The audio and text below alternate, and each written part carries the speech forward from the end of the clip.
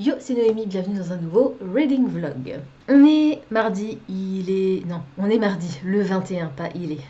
On est mardi le 21 février, il est 18h43, je viens de rentrer du boulot et je vais vous parler des larmes rouges de Georgia Caldera. C'est mon deuxième vlog de série sur cette chaîne. Le premier s'est tellement bien déroulé que j'espère que le deuxième sera tout aussi bon. J'ai commencé le tome 1 des larmes rouges de Georgia Caldera hier. Ce qu'on va faire, c'est que je n'avais pas relu le résumé avant de me plonger dans l'histoire. Je suis maintenant... Alors, je m'étais arrêtée à la page 115 hier, sur 615 à peu près. Et là, j'ai lu un chapitre dans la voiture, parce que j'ai la version audio. Je suis page 163. Étant donné que j'ai dépassé la page 150 pour un bouquin qui fait 600 pages, 620 pages, je pense que je me suis fait une bonne première idée. Donc, je vais vous lire le résumé, tout simplement. Donc, cette intégrale, c'est l'intégrale des tomes 1, 2 et 3 de la saga Les larmes rouges de Georgia Caldera. Le tome 1 que j'ai commencé hier soir, Réminiscence. Le tome 2, Déliquescence. Et le tome 3, Quintessence. Le temps n'est rien, il est des histoires qui traversent les siècles. D'un naturel réservé, Cornelia n'a jamais eu la vie facile. Orpheline de mère, elle vit chez un père absent et doit supporter la perte de sa meilleure amie. À l'âge de 19 ans, la jeune femme est plus fragile et seule que jamais. Alors qu'elle s'apprête à faire un choix radical, elle est assaillie par des visions et des cauchemars chaque jour plus oppressants. Plongée dans un univers sombre et déroutant, il devient difficile pour elle de distinguer le songe de la réalité. Est-elle en train de perdre la raison, à moins que la rencontre d'un mystérieux personnage aussi fascinant qu'effrayant y soit pour quelque chose? Comme je vous l'ai déjà répété à plusieurs reprises, le titre, la couverture et les autres couvertures de cette saga, les premières versions des couvertures de cette saga, m'ont fait penser immédiatement qu'on aurait potentiellement affaire à des vampires. Je peux vous confirmer que c'est le cas. Alors c'est un spoiler, oui et non, c'est vrai que c'est pas dit dans le résumé, c'est vrai que c'est dit dans les 150 premières pages.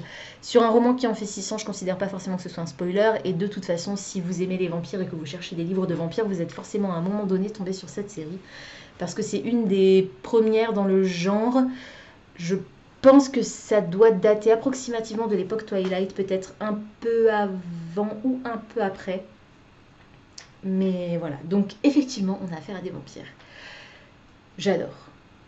J'adore, j'adore, j'adore. J'ai la version audio, donc je le lis assez vite. Je pense que je vais même le lire très vite et enchaîner très vite avec les tomes 2 et 3 pour vous faire ce vlog de manière pas non plus étalée trop sur des semaines et des semaines. De toute façon, je peux pas vraiment parce que j'ai une date précise à laquelle je veux vous le poster.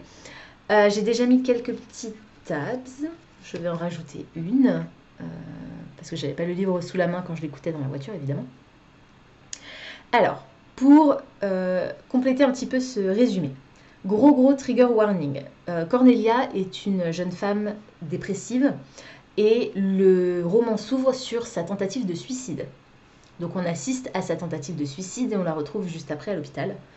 Elle a été sauvée par quelqu'un, on ne sait pas qui. Enfin, moi, maintenant je le sais, mais au départ on ne sait pas qui. Sa mère est décédée quand elle était enfant. Ses parents se sont séparés, ont divorcé quand elle était enfant. Elle est restée vivre chez sa mère pendant quelques mois, il me semble, avant que celle-ci ne décède dans un tragique accident de voiture. Elle est donc allée vivre chez son père qui s'est jamais vraiment occupé d'elle. C'est quelqu'un de très important, il est, je crois, avocat. Et sa carrière passait avant sa fille est plus un fardeau pour lui. Sauf que sa fille va perdre ensuite sa meilleure amie quelques années plus tard dans un accident de cheval, d'équitation. Un accident de cheval. Un accident d'équitation, puisque Cornelia est fascinée par l'équitation. Je pense que l'autrice elle-même aime l'équitation, parce qu'il me semble que l'autre intégrale que j'ai d'elle, je me souviens plus du titre, ça parle d'équitation. Donc je pense que l'autrice doit être assez fan des chevaux en général. Et entre la disparition de sa mère, la disparition de sa meilleure amie, elle s'est jamais vraiment sentie à sa place, elle a toujours été moquée. C'est mon ordinateur qui a décidé de me dire merde. Elle a toujours été en dehors des gens de son âge. Elle a une silhouette très fine, limite maigre. Elle déteste faire du shopping parce que tout est toujours trop grand pour elle. Elle n'a pas de problème de maladies, de troubles alimentaires, c'était ça que je cherchais le mot. Elle n'a pas de troubles alimentaires, mais elle est dépressive. Donc elle s'alimente quand elle y pense, ce qui peut s'apparenter à un trouble alimentaire, je vous l'accorde. Bref, c'est pas quelqu'un qui est très gai. Et à tel point que elle décide d'en finir avec la vie, puisque après tout, à quoi bon? Donc attention, gros trigger warning pour ça, deuil, on va parler de scarification aussi dans un autre cadre. Je ne vais pas tout vous dévoiler, mais je vous préviens sur les éléments qui peuvent heurter la sensibilité des plus sensibles. Donc scarification, mutilation, deuil, suicide, tentative de suicide. Voilà. Donc j'ai mes soupçons sur l'histoire, sur la façon dont va se dérouler l'histoire, sur Cornelia, son identité. L'identité du vampire, bon bah je l'avais deviné, enfin en même temps c'est pas très compliqué, je m'attendais à lire une histoire de vampire, donc évidemment dès que le personnage principal masculin, éventuellement Love Interest, a débarqué, je me suis douté que c'était un vampire, d'autant que son comportement n'a rien de foncièrement normal, mais bref. J'aime énormément, j'ai un tout petit reproche à faire sur le style qui est très bon, très correct, sauf à certains moments. Pour l'instant, ça a été rare. Je l'ai relevé parce que c'est quand même arrivé au moins 2 fois depuis les 150 premières pages où l'autrice écrit comme elle parle. C'est arrivé 2 fois pour l'instant. J'espère que ça arrivera pas beaucoup plus souvent. Voilà. 2 fois en 150 pages, ça va encore. La formulation n'est pas fausse, mais elle est un peu redondante parce qu'on l'a dit comme si... Enfin, parce qu'on l'écrit comme si on la disait. Par exemple, parce que c'était la page juste avant, là où j'ai mis mon marque-page hier soir, Henri, lui, il possédait les réponses, il l'avait dit. Pour moi, c'est plus du parler que de l'écrit. Henri, lui, possédait les réponses. Il n'y avait pas besoin de rajouter un « il possédait les réponses » puisqu'elle mentionne déjà le prénom du personnage en question juste avant. J'ai relevé ces petites incohérences, fautes, je sais pas comment vous voulez appeler ça, 2 fois, comme dit dans les 150 premières pages. Donc c'est pas non plus... ça dégouline pas de problèmes, entre guillemets, grammaticaux. Mais je l'ai relevé parce que bah, je suis moi. Et comme tout le reste va bien, bah fallait bien que je trouve quelque chose à dire. Non, je rigole. C'est pas pour ça. Vraiment, ça m'a dérangé à la lecture. Mais bon, tant que c'est pas plus que ça, ça va. En tout cas, pour l'instant, je passe un super moment. Je vais pas vous embêter plus longtemps parce que ça fait déjà 10 minutes que je parle. Et si je veux vous faire un vlog sur l'intégrale de cette série, bah, va falloir que je reprenne à plusieurs moments. J'en suis... alors, notre héroïne déménage suite à sa tentative de suicide. C'est vraiment dans le tout début, hein, donc je vous spoil rien. Elle déménage, son père devient le père de l'année. Il devient hyper prévenant avec elle. Il décide de partir pour qu'elle ne soit plus stressée par la vie qu'elle a vécue et parce qu'il faut l'éloigner de l'endroit où ce drame est survenu. Et donc ils s'en vont et ils vont réinvestir le manoir familial, donc le manoir des grands-parents paternels. Et je vais m'arrêter là, mais il lui arrive des choses très très bizarres. Elle entend une voix qui n'est pas forcément bienveillante, qui est même le contraire de bienveillante. Et je vais pas vous en dire plus. Je vais m'arrêter là. Elle entend une voix très malveillante. Et je vous ai parlé déjà des trigger warnings, donc attention, c'est sombre, très sombre. C'est même parfois cracra. Donc si vous êtes sensible à l'hémoglobine, c'est un récit de vampire, mais ce n'est pas un récit de vampire gentillet mignonné. À mon avis. Je ne suis pas encore à la partie vampire horrible et monstrueux. Quoique. Donc je vais m'y replonger de ce pas. Je suis également en train de lire Violet Made of Thorns en parallèle, mais ça fait un moment que je ne l'ai pas repris et je sais pas, je le sens moins. Donc je vais commencer par lire celui-là. Ensuite je lirai Rule d'Hélène Goodlett parce que c'est le dernier livre de ma palle des cartes de février qui me reste à lire. On est le 21, donc il me reste une semaine, pile poil, pour finir au moins le tome 1 des Larmes Rouges, puisque c'est juste le tome 1 qui était dans ma palle des cartes. Ensuite Rule et Violet Made of Thorns. Je devrais y arriver. Et de toute façon, vous verrez cette vidéo dans... Alors, pas ce jeudi, parce que ce jeudi, c'est ma balle des cartes. Le jeudi d'après, ce sera le wrap-up de février. Donc ça doit être le jeudi suivant. Donc c'est dans 3 semaines à peu près, 2 semaines et demie que vous verrez cette vidéo. Donc ça me laisse le temps de lire encore le tome 2 et le tome 3, surtout vu la vitesse à laquelle j'avance dans le tome 1. Parce que là, comme dit, je suis déjà à 150 pages et je l'ai commencé qu'hier soir. Donc c'est cool. J'ai un bon rythme, j'apprécie l'histoire pour l'instant, même si ma principale crainte, ça va être le manque de surprise. On verra. Peut-être que l'autrice réussira à me surprendre. En tout cas, pour l'instant, je vous laisse. Je vais me replonger là-dedans et je vous retrouve avec de nouvelles informations à vous donner plus tard. Georgia. Georgia. Oh my God.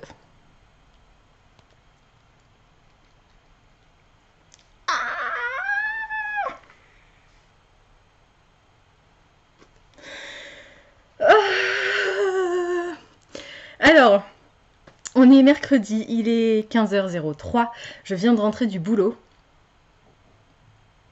Je n'ai pas encore fini le tome 1, il me reste 2h43 d'écoute d'après Audible. Et là, je ne suis pas à jour sur ma lecture physique parce que j'ai beaucoup avancé aujourd'hui. J'ai écouté la version audio en allant bosser, donc c'est 20 minutes x 2,5 puisque je suis en vitesse 2,5 sur Audible. Pareil au retour, donc 20 minutes x 2,5 et je l'ai aussi écouté pendant un peu plus de 2 heures, je dirais, au boulot entre midi et 14h. Donc je n'en suis pas là, mais... Laissez-moi 2 petites secondes et je vous dis où j'en suis exactement. Ok, bah j'ai retrouvé assez facilement en fait. J'en suis là. 436 pages, je vais entamer le chapitre 21.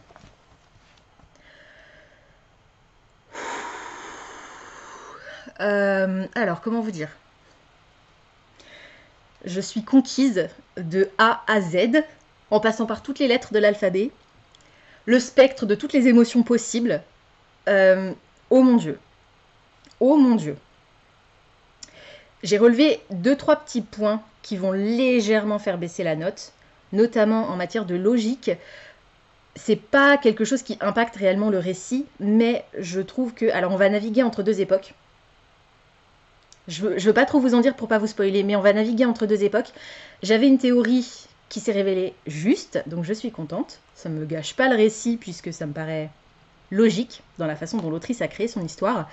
Mais le petit point de logique qui m'embête, c'est la façon dont les personnages se parlent, puisque la 2e époque avec laquelle on va naviguer, je dirais qu'on est... Ouais, alors 18e, 19e siècle, je pense, approximativement, très approximativement. Parce que je ne crois pas qu'on ait eu de date, mais il me semble qu'à un moment donné, il évoquait le fait que les événements se déroulent à peu près 300 ans plus tôt. Et là, comme on est dans les années 2000... je ne sais pas... le tome 1... 2013? Non, c'est plus ancien que ça. Non? Ah bah peut-être pas. Donc si c'est 2013, on est dans les années... Ouais, c'est à peu près ça. Bon, bref. 19e siècle, on va dire. Ouais, 19e siècle. Et je trouve que la façon dont les personnages se parlent, en fait, il y a un tutoiement qui est instauré, qui pour moi n'est pas logique avec la façon dont les gens se parlaient à cette époque-là. Et il y a également, j'ai relevé, mais c'est arrivé une seule fois, une expression contemporaine qui est employée par un personnage du 19e siècle. Mon 19e n'étant pas hyper assuré comme vous l'aurez compris, je dirais plutôt 18e en fin de compte. Bref. Voilà. Et j'ai oublié de vous dire, mais ça se passe en Touraine. L'histoire se déroule en Touraine. Donc, Cornelia et son père habitaient en région parisienne, je crois, et ils déménagent en Touraine. Univers, enfin, géographie parlante, du coup, puisque ça se déroule en France. Étant une autrice française, ça me paraît logique et je suis contente qu'elle ait décidé de mener son récit en France. Alors... J'ai pas envie de vous spoiler, donc je peux pas trop vous en dire, et je sais que j'arrête pas de vous dire ça, c'est frustrant pour moi, ça doit être frustrant pour vous. C'est une série qui a 10 ans, puisque le tome 1, comme je viens de le découvrir, est paru en 2013 pour la première fois. On pourrait estimer que la série ayant au moins 10 ans, il y a prescription sur les spoilers. Mais je veux quand même vous laisser la surprise, si vous appréciez les histoires de vampires, si vous appréciez les romances paranormales avec des vampires, si vous avez aimé Twilight et que vous avez grandi plus ou moins avec Twilight, comme moi j'ai pu grandir avec Twilight, je l'ai découvert à l'époque où il est sorti, j'étais adolescente, j'étais au lycée je crois, donc j'ai grandi, j'ai construit ma vie de jeune adulte, pas autour de Twilight bien sûr, mais ça a participé à la création de ma personnalité et de mon amour pour la littérature de SFFF. Vous allez surkiffer ce récit. Je frétille comme une sardine au fond de sa boîte, qui frétille plus beaucoup vu qu'elle est dans une boîte, bref. Oh, mon Dieu. Et quand je parle de frétiller, je ne parle même pas de scène de fesses. Je parle simplement de la tension que l'autrice réussit à créer entre ces deux personnages principaux, des dialogues absolument phénoménaux qu'elle instaure entre eux. Ouh. Mon petit cœur palpite à une vitesse déraisonnable pour ma santé physique et mentale. J'adore. C'est dommage que j'ai relevé ces deux petits points. Donc le premier c'était un point de logique et le deuxième c'était un point au niveau de l'écriture de l'autrice, mais je ne sais plus pour quelle raison. Il faudra que je revienne dessus à un moment donné. Ah si, je vous l'ai dit, parce que je trouve qu'il y a certains moments où elle écrit comme elle parle, mais je l'ai relevé une fois au tout début et depuis plus. Donc peut-être que... on verra. En tout cas, ces deux points de logique ayant été relevés dans le tome 1, ils ne seront plus relevés dans les tomes suivants. Je ne vais pas faire baisser la note pour les mêmes raisons, enfin, je verrai. Bref, en tout cas, pour l'instant, à part ces deux points, c'est un sans faute. S'il n'y avait pas eu ces deux points, ça aurait été un coup de cœur, je pense, en tout cas coup de cœur en prévision, puisqu'il me reste encore, je pense, à peu près 200 pages.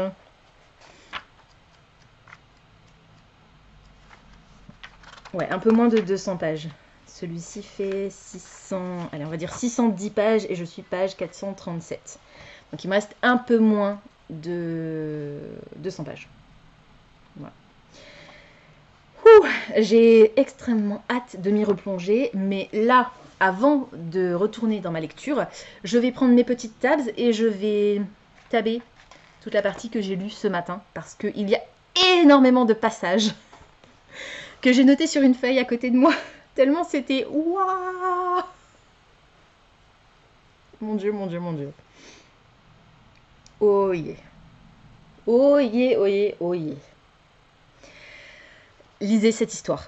Alors, je vous le dis maintenant, j'ai même pas encore fini le tome 1. Donc peut-être que au fur et à mesure où je vais avancer jusqu'à la fin et dans les tomes suivants, peut-être que mon engouement va retomber. Je n'espère pas. Parce que là, ça fait longtemps que j'avais pas lu un roman qui m'en avait fait voir autant de toutes les couleurs. Toujours avec un côté très sombre. Vraiment, soyez prudents si vous êtes sensible, parce qu'il y a des scènes très graphiques, vraiment très graphiques, sans rentrer dans les détails. On a beaucoup d'hémoglobine. C'est dur, c'est vraiment très dur. Mais c'est aussi ça que j'apprécie dans l'histoire, parce que du coup, on est sur un niveau plus adulte que notamment Twilight. Je suis désolée, je ne vais pas arrêter de faire le parallèle entre ces deux histoires. Elles n'ont rien à voir l'une avec l'autre, si ce n'est que le Love Interest est un vampire. Voilà, c'est le seul point commun, plus ou moins, qu'il y a entre ces deux scénarios. L'héroïne emménage près de chez lui. Enfin, il y a quelques similitudes, mais franchement, rien à voir. C'est une autrice française, Cocorico. Et mon Dieu, j'ai hâte. J'ai hâte d'y retourner. Comme je vous l'ai dit, il me reste 2h43. Je sais de source sûre, cette source étant moi-même, que je vais le finir aujourd'hui. Donc, je vous reparlerai plus tard, quand je l'aurai terminé. Avant ça, je vais manger, parce que je n'ai pas encore mangé. 15h12, c'est un peu tard, mais c'est pas grave. Je suis affamée. Toutes ces émotions jouent sur mon appétit. J'ai faim. J'ai faim, j'ai faim, j'ai faim. Donc, je vais manger. Et il faut aussi que je monte il faut que je monte ma palle des cartes et il faut surtout que je tourne la partie où je vous montre les livres. Parce que j'ai déjà tourné la partie où je lance les dés il y a longtemps, il y a un moment. Mais il faut que je vous montre les livres que j'ai choisis pour le mois de mars, que vous ne voyez pas, mais qui sont là-haut. Donc, ça, c'est les livres que j'ai lus déjà en février. Ceux-là, là. Voilà. Et ceux-là, je vais y arriver.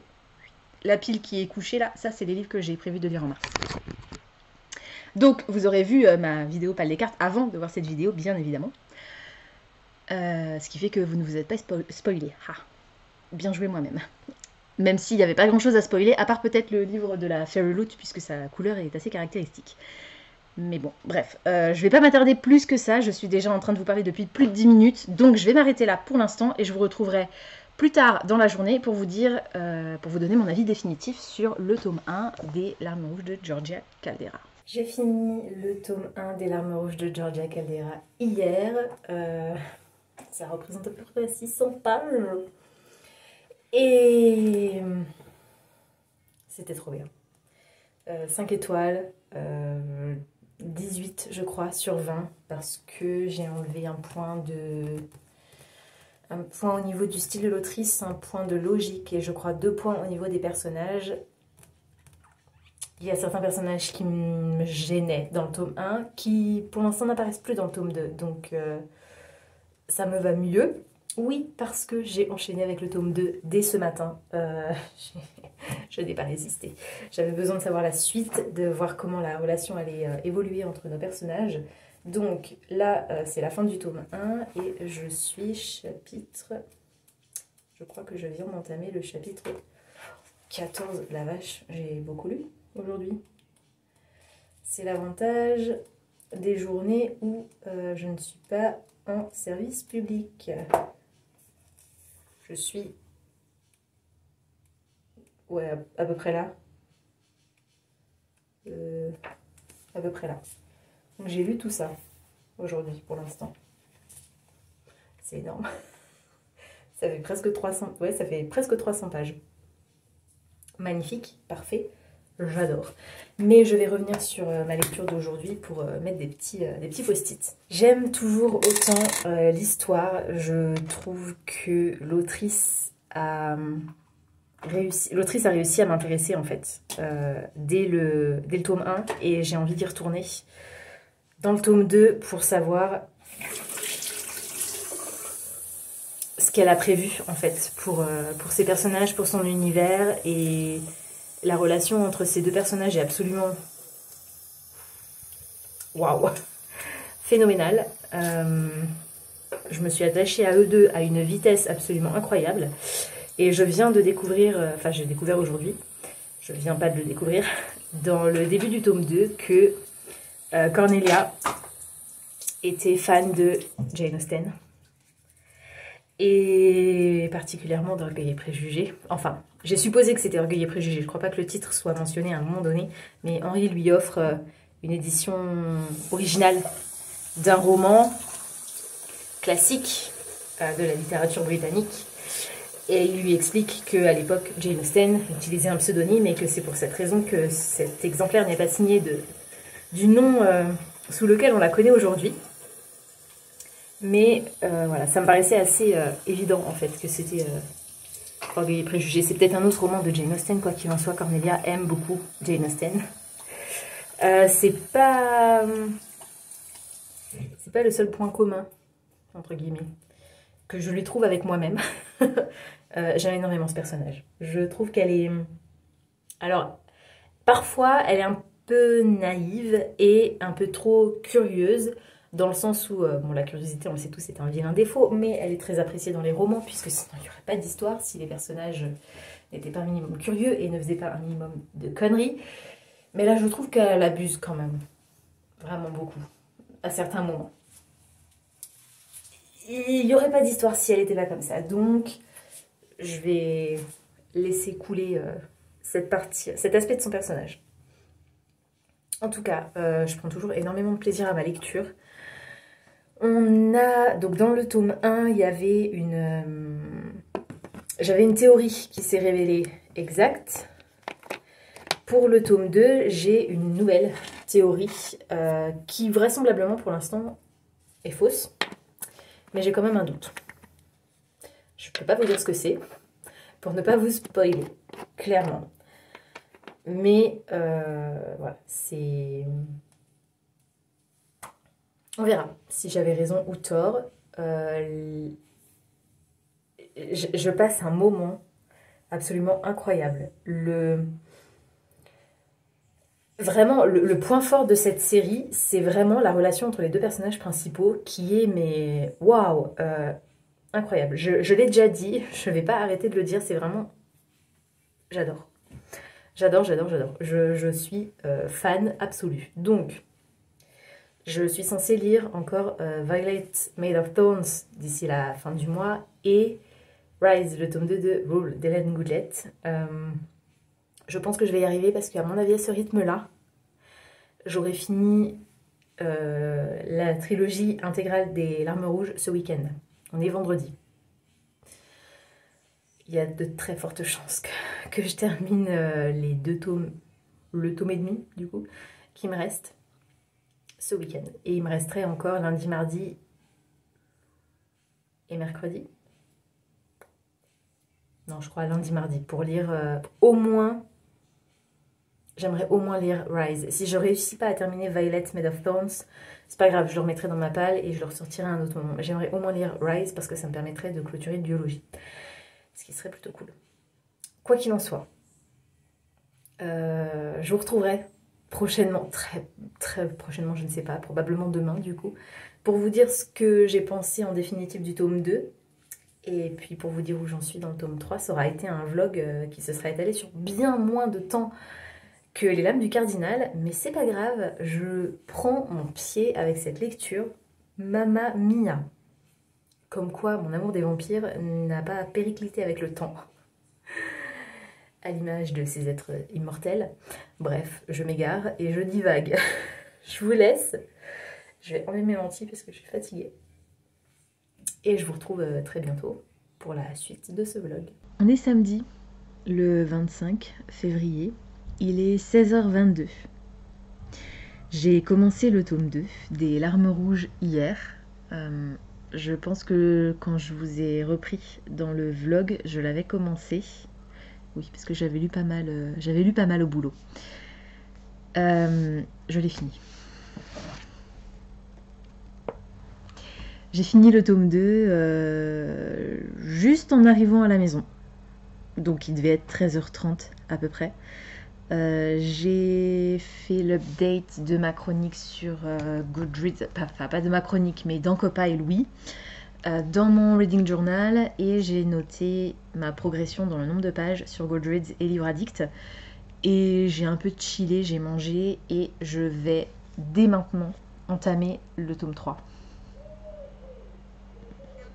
Il me reste cette partie-là à lire, du coup.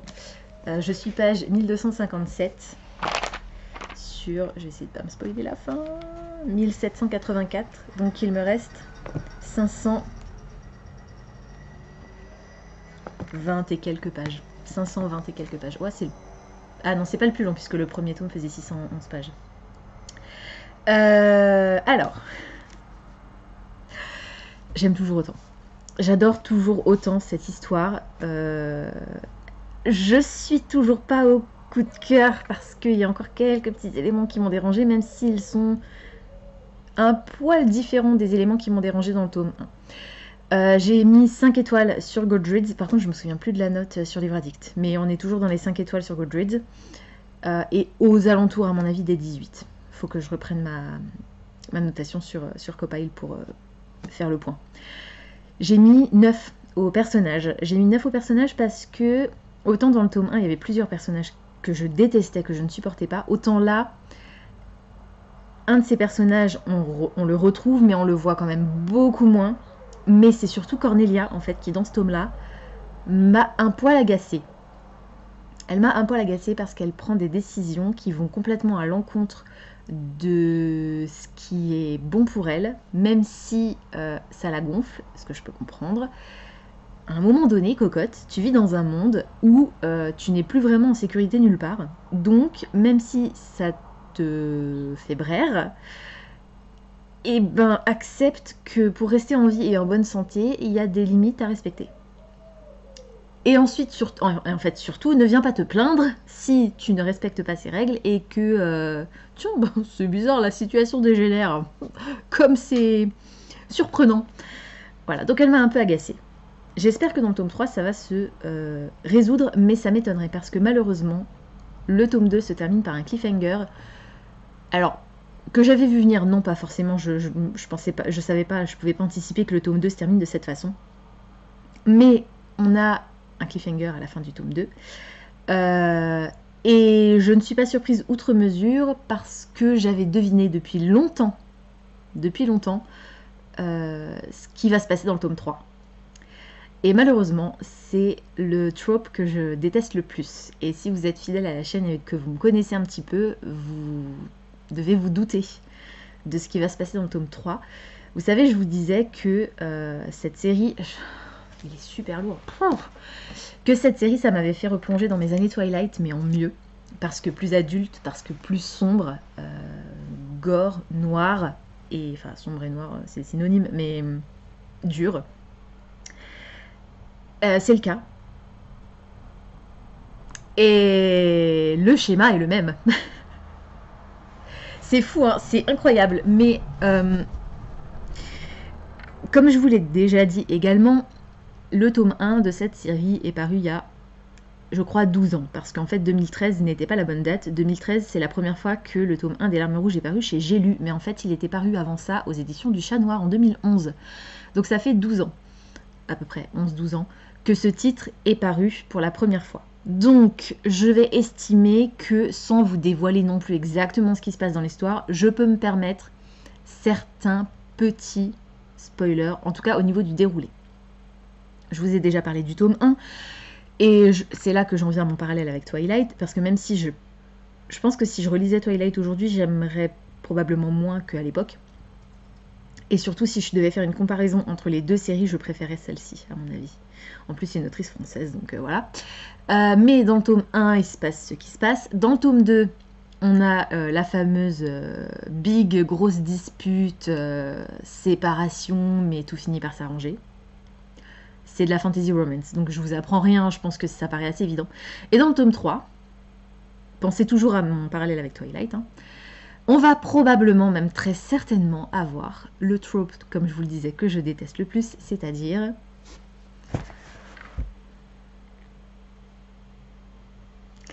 le triangle amoureux. Je déteste ce trope et j'ai été agréablement surprise par ce même trope dans This Twisted Bounce de Tracy... Non, c'est pas Tracy. Attendez. Lexi Ryan, il est là.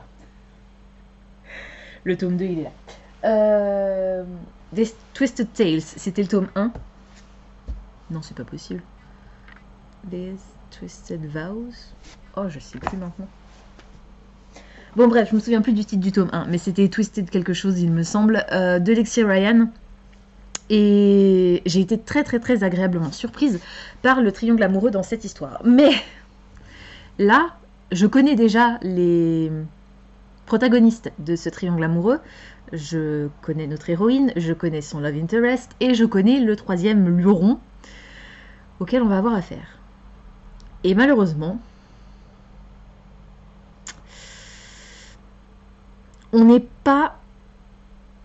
Je vous l'ai dit, je fais un parallèle avec Twilight, mais on est clairement dans quelque chose de bien plus sombre. Et si dans le tome 1, on avait énormément d'éléments très durs graphiquement, c'est toujours le cas dans le tome 2, mais je trouve qu'on a en plus une portée psychologique très, très, très, très dark, difficile. Je vais essayer d'écluser tous les synonymes que je connais en français et en anglais. Préparez-vous. C'est vraiment hard. En plus de tous les trigger warnings que je vous ai déjà donnés, on aborde ici l'agression sexuelle, le viol,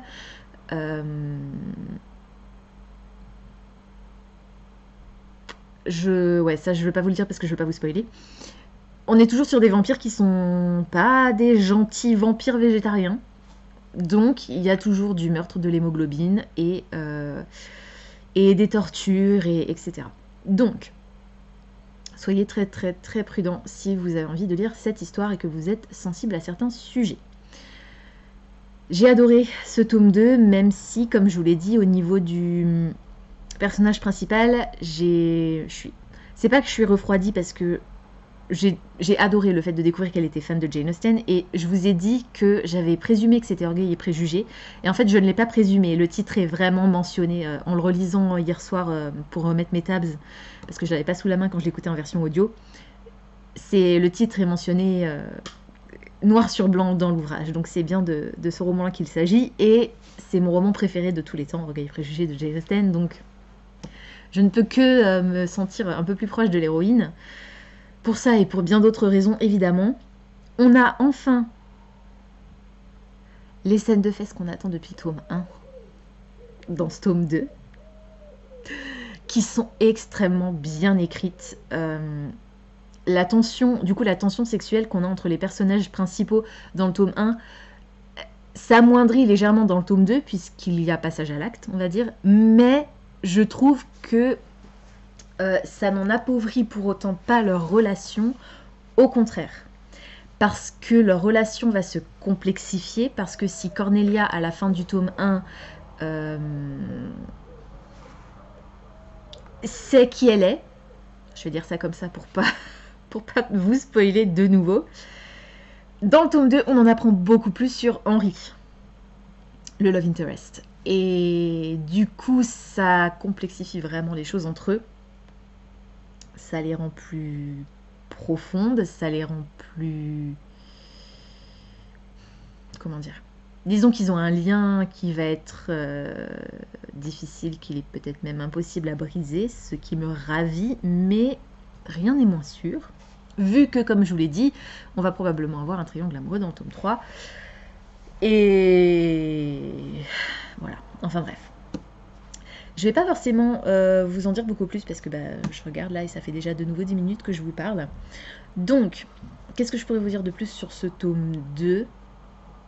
L'histoire continue, je pense... Alors, on a cette menace qui plane sur Cornelia depuis le tome 1, qui plane toujours sur elle dans le tome 2 et qu'on n'a toujours pas résolu. Donc, évidemment, j'espère, que l'autrice va réussir à résoudre ça dans le tome 3. Ce qui n'est pas pour me déplaire, parce que là, ça commence à être un peu long et j'aimerais bien que les vraies emmerdes commencent, en fait. Parce que jusqu'à présent, c'est sûr, ils ont été un peu malmenés et tout, mais... disons que le Big Boss, c'est genre le Big Boss indéfectible, techniquement. Donc j'ai hâte de voir ce qu'ils vont réussir à faire pour se débarrasser de cette menace de plus en plus imminente. Et en plus de cette menace imminente, essayer de se dépatouiller les uns avec les autres, puisque maintenant ils sont plus 2, ils sont 3. Donc voilà, j'ai hâte de voir comment Cornelia va réagir à l'arrivée de ce personnage, comment Henry va réagir à l'arrivée de ce personnage, parce que clairement, alors j'ai feuilleté la première page du tome 3 pour voir, le tome 3 reprend à la seconde où s'arrête le tome 2, ce qui est très cool, ce qui fait que je vais tout de suite découvrir comment réagissent mes personnages. Donc j'ai très très hâte de m'y replonger et j'y vais de ce pas. Je ne vais pas forcément en lire beaucoup aujourd'hui puisque on va sortir en amoureux. Voilà. De temps en temps, on aime bien sortir en amoureux. Enfin, on aime toujours sortir en amoureux. Mais ce soir, c'est une soirée où on va sortir en amoureux. Donc, j'aurai pas forcément beaucoup de temps pour lire, mais demain, c'est dimanche. Lundi, c'est lundi. Et ce sont des jours où je ne travaille pas. Je suis quasiment certaine de le terminer. Et puis voilà. Comme ça, vous aurez ce vlog dans les temps, normalement. Donc, je retourne à ma lecture et puis je vous en dirai plus probablement demain, du coup. Probablement demain.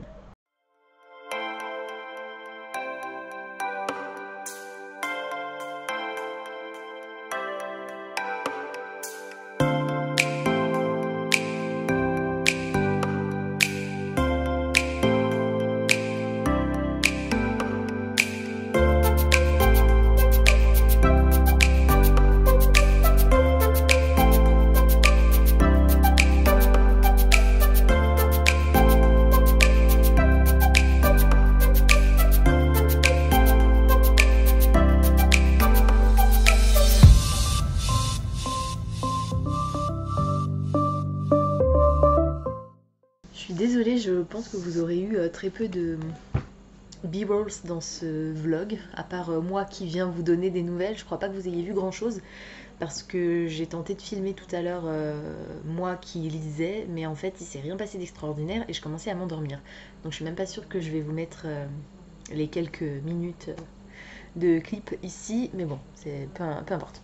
On est dimanche le 26 février, il est 17h36 et j'ai terminé le tome 3 des Larmes Rouges de Georgia Caldera. J'ai terminé l'intégrale de la série en quelques jours seulement. Vous pouvez constater qu'il y a énormément de petites notes. Donc comme je vous le disais dans mon update d'hier, le tome 3 démarre à la seconde près où s'arrête le tome 2 et je suis ravie de vous annoncer que ce que je craignais n'est pas arrivé. On n'est pas du tout sur un triangle amoureux dans le tome 3. Heureusement, je suis contente que la situation ait été éclaircie quasiment tout de suite et malgré les petites réminiscences, c'est marrant, c'est le nom du tome 1, de sentiments d'un côté pour l'un des personnages, on n'a pas de drame, le drame est évité. Nos personnages sont suffisamment clairs. On n'a plus le problème de manque de communication. Je crois que je ne vous l'avais pas relevé, mais dans le tome 2, il y avait un certain manque de communication qui m'a un peu agacée. On n'a plus ce problème dans le tome 3. Par contre, je l'ai quand même beaucoup moins aimé que les tomes 1 et 2. Parce que Henri m'a agacée, dans le sens... Alors pas non plus... m'a pas complètement agacée, mais un certain comportement de sa part m'a agacée. Je trouve qu'il est complètement... comment dire, il est trop. Alors il a toujours été trop, depuis le début on le sait, mais je trouve que dans ce tome-là particulièrement, il y a un élément qui m'a un petit peu fait tiquer sur lui. Et puis surtout, c'est la fin. Donc on sait qu'on va normalement essayer de vaincre le gros méchant, ce qui fait qu'on passe plus de temps avec lui, et je déteste ce personnage. Et ce que j'ai pas non plus vraiment aimé, c'est que l'autrice tente, alors je sais pas si elle tente vraiment de nous le faire apprécier d'une certaine façon, mais elle nous fait entrevoir des bribes de son passé, donc du passé du gros vilain pas beau. Est-ce que c'est pour tenter de nous le rendre plus sympathique? Je ne sais pas, en tout cas ça n'a pas marché, et j'ai même trouvé que ces passages étaient quasiment inutiles, si ce n'est pour un élément microscopique, mais je pense qu'elle n'avait pas besoin de nous en montrer autant. Je trouve qu'il y a beaucoup trop de scènes de souvenirs et de flashbacks dans ce tome 3, ça a coupé complètement le rythme. Le style de l'autrice lui reste constant, si ce n'est que j'ai relevé quelques petites répétitions, notamment parce que j'ai eu l'impression à un moment donné de revivre exactement la même scène que celle que je venais de vivre quelques chapitres plus tôt dans le même tome, à quelques détails près, c'était limite le même texte. Et puis globalement, je l'ai moins apprécié pour les raisons que je vous ai données, ce trop plein de retours dans le passé, de souvenirs, de scènes qui sont quasiment identiquement les mêmes. Identiquement les mêmes, c'est redondant, enfin bref, vous avez compris ce que je voulais dire. Et puis le rythme du coup qui est complètement cassé par rapport au tome précédent où on avait un peu plus de montagne russe. Là je trouve que c'est un peu moins le cas, même si on a quand même des moments qui m'ont fendu le cœur et des moments qui m'ont enragé.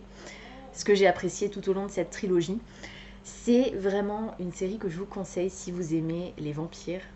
Petit rappel, je sais que je vous l'ai déjà dit plusieurs fois, mais faites vraiment attention, c'est très très sombre, il y a beaucoup de sang, beaucoup de cruauté dans cette trilogie.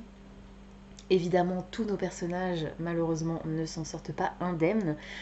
Et le problème du rythme dans ce tome 3 fait que la perte de certains d'entre eux passe presque inaperçue, en fait, tellement l'autrice conclut, à mon goût, un peu trop vite son récit. On a un épilogue, je ne suis pas toujours fan des épilogues parce que je trouve qu'ils en montrent un peu trop et que parfois c'est juste pour du fan service. Là, je pense que c'était le cas, malheureusement. Je me serais passée de l'épilogue, ou alors sans m'en être passée, je me serais contentée de quelque chose de plus vague. Parce que on a aussi un élément qui pour moi n'est pas vraiment logique dans cet épilogue, dont je ne vais pas vous parler puisque je ne veux pas vous spoiler bien entendu. Mais voilà. Alors je vais pas forcément m'attarder plus sur ce vlog, sur cette série, parce que malheureusement je commence à être malade. Donc je ne sais pas si ça s'entend, mais j'ai mal à la gorge. Donc je vais pas vous parler beaucoup plus longtemps. Demain je vais vous filmer, demain ou j'attends jeudi peut-être, je ne sais pas, mon update lecture, mon wrap-up de février. Donc je vais essayer de limiter la casse.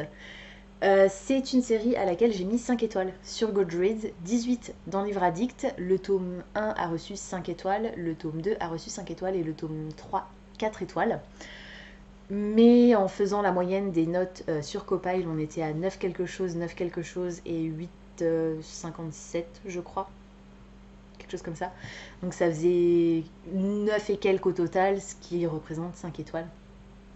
Donc pour la série dans son intégralité, c'est pas une série coup de cœur, mais je l'ai vraiment appréciée. Je suis contente, c'est le deuxième vlog de série intégrale que je fais et c'est la deuxième série intégrale que j'apprécie.